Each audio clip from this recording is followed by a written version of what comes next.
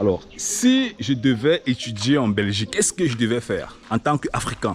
Tu viens du Congo, tu viens du Cameroun, tu viens du Bénin, tu viens du Togo, tu viens de l'Afrique et tu arrives en Belgique. Si moi je devais étudier en Belgique, si je devais faire une formation en Belgique, qu'est-ce que je devais faire? Bon, alors, moi en principe j'ai étudié et puis j'ai travaillé en Allemagne. Donc, bon là je suis en Afrique, hein.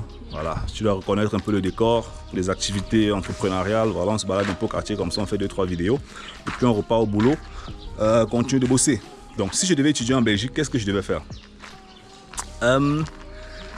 L'Allemagne par contre, pour revenir d'abord sur l'Allemagne, c'est un pays qui est fortement technologique, beaucoup d'ingénierie. Du côté de la Belgique, je crois que l'Union européenne, ou bien en Europe même, l'ingénierie est beaucoup prônée. Je ne connais pas quelles sont les filières qui sont porteuses en Belgique. Je me dis que le domaine technologique reste l'un des domaines les plus demandés en Europe. Voilà, c'est un continent qui a une longueur d'avance sur la technologie comparément à d'autres continents, en Afrique particulièrement.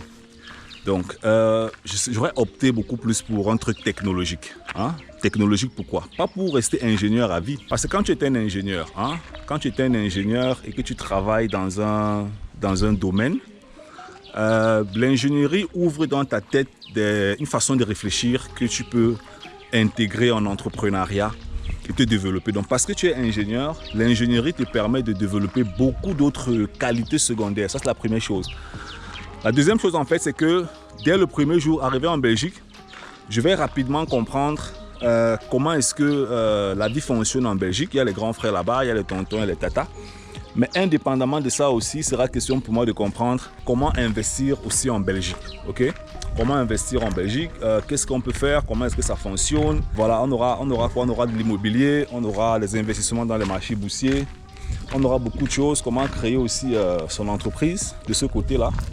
Ça, ce seront des choses en fait qui vont beaucoup m'intéresser dès le premier jour, ok? Bon, moi par contre, je n'ai pas les solutions à tous ces différents points-là. Hein? Ce que moi je peux te proposer dans cette vidéo aussi, c'est de comprendre comment est-ce que tu peux faire pour investir en bourse en Belgique, ok? Et pour comprendre comment investir en bourse en Belgique, ben, c'est très simple. Ce que tu vas faire, c'est, voilà, dans la barre de description, tu vas voir un lien, tu peux cliquer dessus. Et puis, ça va te permettre de comprendre qu'est-ce que c'est que la bourse du côté de la Belgique, comment est-ce que ça marche, comment est-ce que tu peux saisir cette opportunité. Voilà, ça va t'éveiller, ce sera à toi de voir. Mais je suis vraiment convaincu que si tu planifies faire encore 15 ans, 20 ans de ce côté-là, si tu as vraiment pour intention de faire un long séjour, voilà, je suis sûr que ça va énormément te faire du bien, ok? Donc, ce serait ce que je ferais.